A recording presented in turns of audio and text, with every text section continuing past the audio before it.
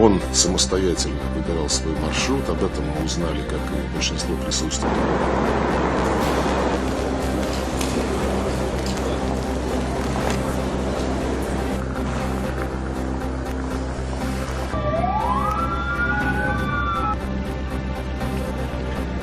در سر مقاومت پیره‌دارای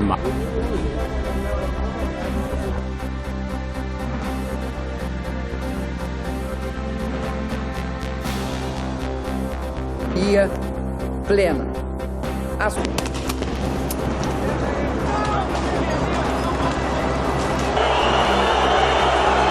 Eğer burada bu devam ederse bu sıkıntılar...